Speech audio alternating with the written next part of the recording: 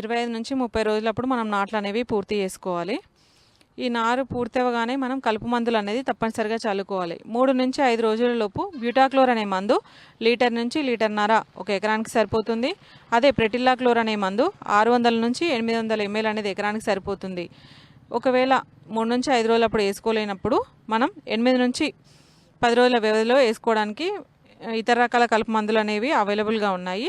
అందులో వచ్చేసి బెన్సల్ఫ్యూరాన్ methyl plus ప్రెటిల్లాక్లోర్ అనే గుళికలు 4 కిలోలు, లేదా ప్రెటిల్లాక్లోర్ ప్లస్ పైరోజోసల్ఫ్యూరాన్ ఇథైల్ అనే గ్రాన్యూల్స్ 4 కిలోలు 20 కిలోల ఇసుకలో కలుపుకొని మనం బురద పొలంలో చల్లుకోవాలి.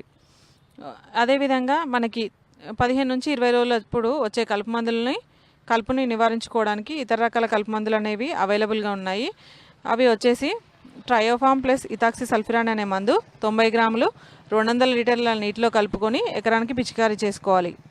లేదా ఫెనాక్సిలం ప్లస్ సహెలోఫ్యాబ్ బ్యూటైల్ అనే మందు 800 ml 200 లీటర్ల నీటిలో కలిపి ఎకరానికి పిచికారీ చేసుకున్నట్లయితే కలుపును మనం సమర్థవంతంగా నివారించుకోవచ్చు.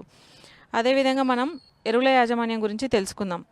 ఒక ఎకరానికి మనకి 48 కిలోల నత్రజని ఇచ్చే ఎరువులు, 24 కిలోల భాస్వరం, 16 కిలోల పొటాషియం ఇచ్చే ఎరువులు అనేది అవసరమవుతాయి.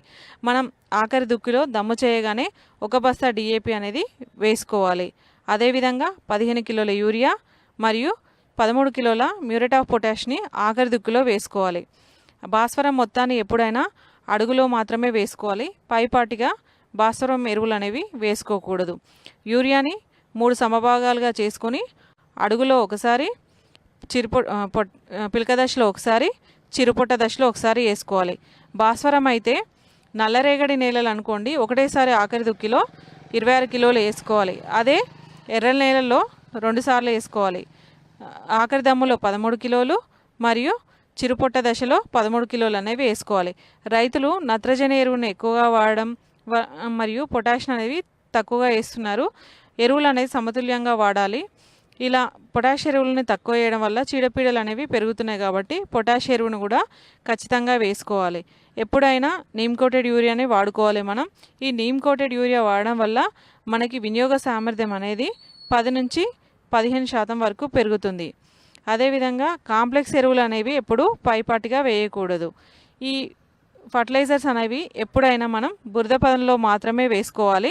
ఫర్టిలైజర్స్ వేసుకున్న తర్వాత 24 గంటల వరకు నీరు అనేది పెట్టకూడదు. పై విధమైన పద్ధతులు పాటించడం వల్ల మనకి అధిక దిగుబడిని సాధించడానికి అవకాశం అనేది ఉంటుంది.